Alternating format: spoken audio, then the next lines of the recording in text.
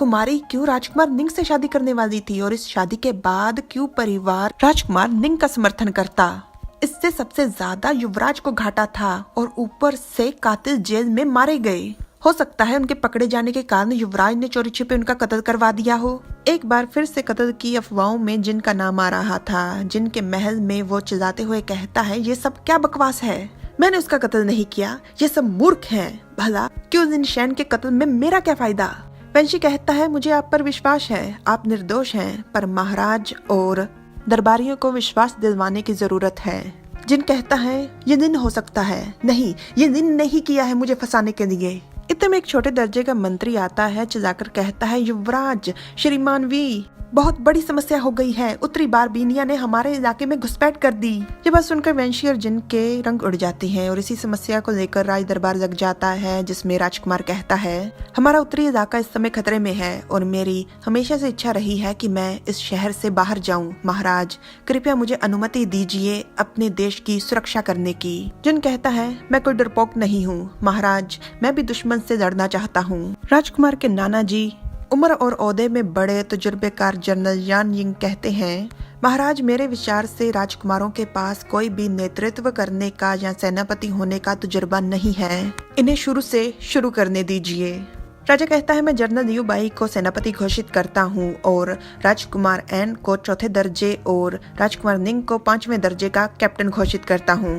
सबसे ज्यादा ताकत सेनापति के पास है, इन दोनों के पास कम सही 2 लोग इनके ऊपर हैं, पर इनके पास कुछ ताकत है। राजकुमार ये सुनकर बहुत ज्यादा खुश हो जाता है और राजा शुभ इच्छाएं देता है। दोनों राजा का खुशी खुशी धन्यवाद करते हैं। राज दरबार से निकलने के बाद राजकुमार जिन को आवाज लगाता है। जिन रुकता है तो राजकुमार उससे कहता है कि तुम्हारी मदद के लिए बहुत बहुत धन्यवाद। भविष्य में अगर तुम्हें मेरे समर्थन की जरूरत होगी तो मैं तुम्हें जरूर दूंगा, और रही बात कातिलों की तो मैं उन्हें ऐसे आसानी से नहीं जाने दूंगा।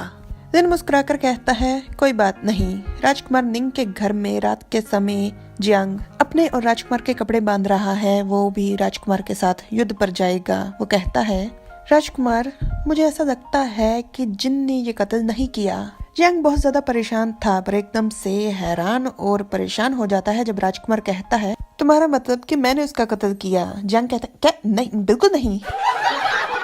जियांग उदासी से कहता है आप कभी भी उसे चोट नहीं पहुंचाओगे। जियांग को ऐसे देखकर राजकुमार कह देता है दिन ने किया है। जियांग हैरानी से कहता है क्या राजकुमार हुई। राजकुमार कहता है हाँ, क्योंकि उसने अपना इरादा बदल दिया था, अब वो मुझसे शादी करने को राजी थी। मुझे अपना समर्थक बनाने के लिए उसे इस्तेमाल करना ठीक था, पर मुझसे उसकी शादी होने देना ये कभी जिनकी योजना थी ही नहीं। जियांग बहुत ही खुश हो जाता है, इसलिए उत्साहित होकर कह देता है कि खुशकिस्मती से तुम उसके कातिल नहीं हो। पर राजकुमार ये बात सुनकर उदास हो जाता है। वो मन में कहता है जियांग पेंग तुमने मुझ पर शक किया, पर मैं तुम्हें बताना चाहता हूँ अगर जिन उसका कत्ल ना करता तो उसकी जगह मुझे उसका कत्ल करना पड़ता। मेरे लिए जिंदा से ज्यादा मरी हुई क्यों जिनशैन काम की है। जिनको लगता है कि उसने मेरा समर्थन हासिल कर दिया, साथ में युवराज को मुसीबत में डाल दिया और मुझे उसके खिलाफ कर दिया। असल में उसकी मौत मेरी सफलता का बस एक मील पत्थर है। उसकी मौत के कारण जिनको मैंने उलझा दिया और मंत्री क्यू का विश्वास और समर्थन जीत दिया।